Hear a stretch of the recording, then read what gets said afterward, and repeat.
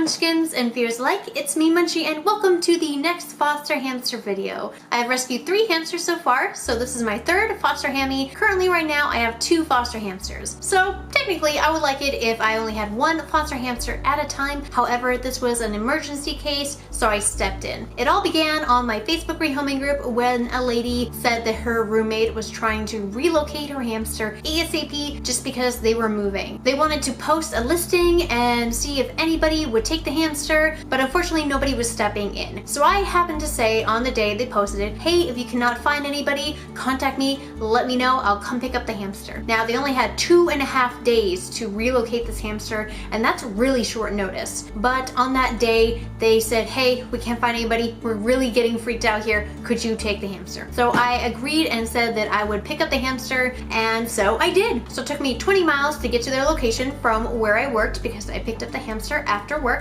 and then it took me about like 40 miles after that to get back home just because it was out of the way, but I did say that I would help them out. So when I arrived, the Russian dwarf hamster was in this KT Critter Trail cage. Now for those of you who know, I do not like these cages. These cages are bad. The reason why is because they're way too small and they do not have the essentials for a hamster because they have bigger needs than what people previously speculated about them. I believe it was the 1920s when we first domesticated hamsters, so we've had hamsters for a while, and in the 70s, 80s, and 90s, the care was the same, small cages like this, and they'd be fine. Turns out everybody was wrong. This cage is roughly around 99 square inches of floor space, nothing else. And if you can see here, there is a small hide, well technically it's a medium-sized hide, a pink medium-sized hide, a bowl, a wheel, which is about a 4.5. Actually, technically looking at this now, it looks like it could be a 5-inch wheel, not a 4.5, because 4.5s are kind of smaller than that, so it looks like a 5-inch wheel. And then we got a little water bottle on the side here. So I'm just gonna open it up,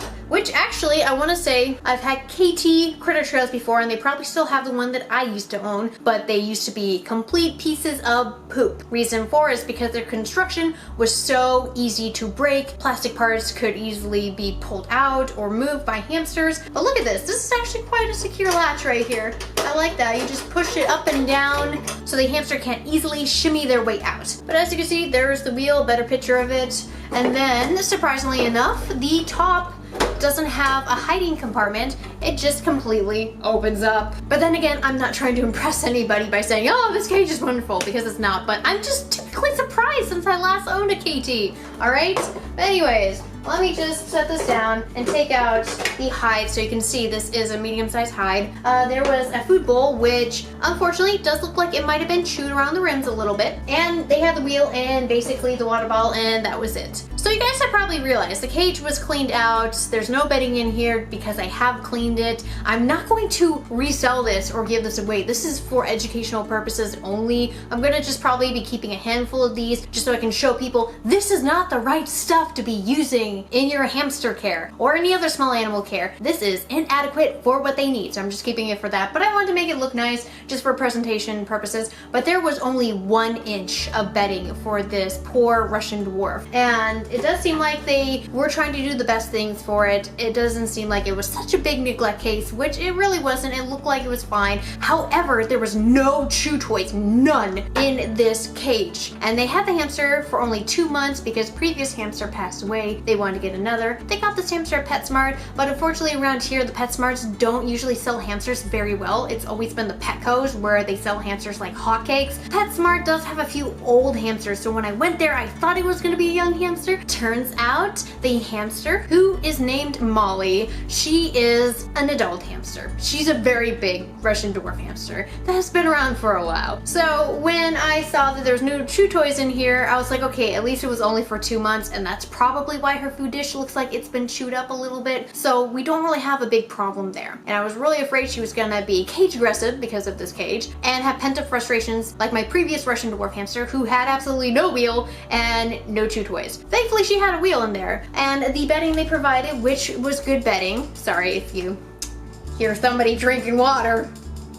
Thanks, Miss Frizzle. Gotta announce your presence in my foster video, huh? She's my second foster hamster. She just had to make you guys aware she's still around. Anyways, they were using the purple, which is a good sign because I love purple. Purple Carefresh. And in some countries, people were saying Carefresh is not dust-free and it's actually bad for hamsters. But I've never had a problem with Carefresh, and it's just now being brought to attention that maybe this could have had some sort of issue. But unfortunately with the internet, you guys know there's a bunch of people that like to troll. So if you hear one thing from one person without any evidence or facts or any scientific proof, then you just hear speculations and people saying, that's actually bad. And then another person going, oh, is that really that bad? Oh my, I must repeat this to everybody. And then it just goes around. It's just like spreading rumors. It's just sometimes it's right, sometimes it isn't. So do your research. But if you guys really do think that Carefresh is actually really bad, please look for any information like that online and see if you can find a legit source stating it. Otherwise, paper bedding is perfectly fine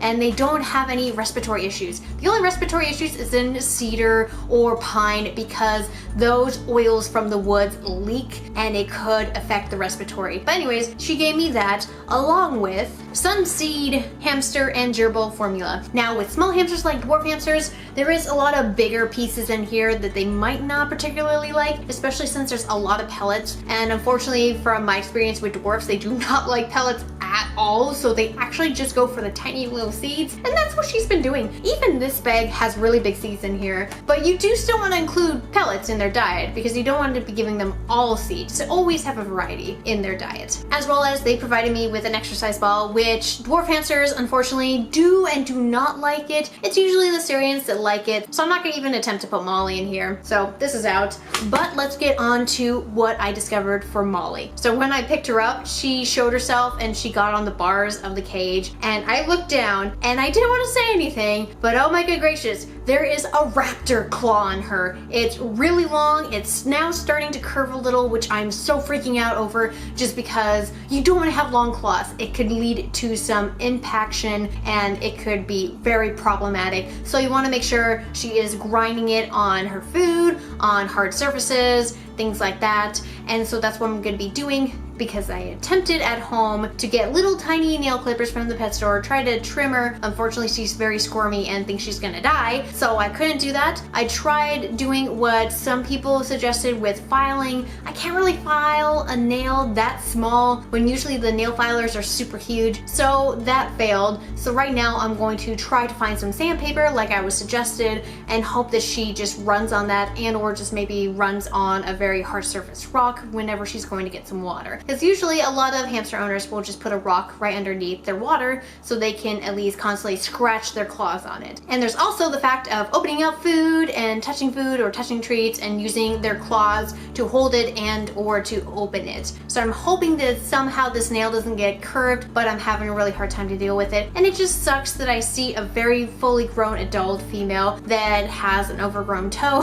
that looks like a raptor, but her other toes look okay. They are still considered to be longer than wanting to be, but that one claw in the middle, I just don't know how it got that way. And it's not these people's fault at all, because if they've only had this hamster for 2 months, that nail has been growing long before they got that hamster. So unfortunately, somebody at PetSmart was not doing proper hamster checks and or did not seem to care when giving the hamster to these people with such a long nail. So another issue I've been having with PetSmart and PetSmart's animal keepers is nobody is noticing these things. Maybe this is why you saw the raid in North Carolina at a PetSmart where there were sick animals not getting seen by a vet. That happened. I haven't heard Petco in the news at all lately. The last time I heard them in the news was about a snake in California, and that's about it. But with PetSmart, they've been in the news so much. Something is not right with this store franchise here, and I just don't like it right now. And just one more thing to add about Molly, she did come from a family with 2 small little girls, but those little girls seem like they were very well behaved. They weren't rambunctious or very loud. They were very soft and quiet and shy, which actually reflects Molly very well. She is a shy hamster. However, she is handleable.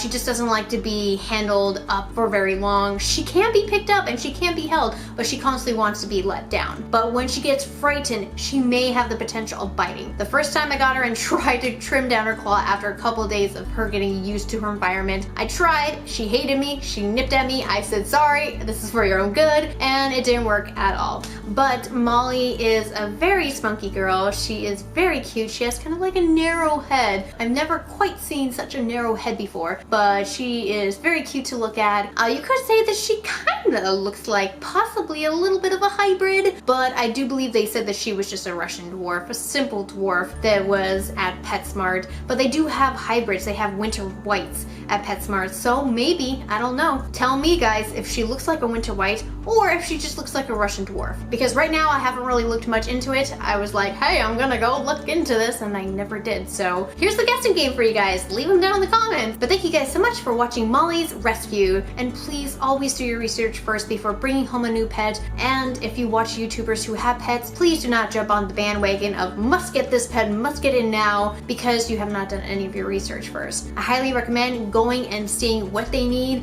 how often they need it, calculating that and seeing how much you will actually be spending each month on that pet, and seeing if it's worth it or not. I can tell you, when I was younger, I definitely did crave getting hamsters because of my friend. And eventually my mom caved in and said, okay, you can get a hamster when I was a little bit older, just a tiny bit older. Just jumping on the bandwagon of impulse buying because you're young and you want it, it's so cute, ooh, I want the experience of it. Do your research first. Thankfully, my mom did do the research, but at that time, it was outdated research. So, there you have it. I'll see you guys in the next video. Like the video if you enjoyed it, and have a wonderful rest of your day. Bye!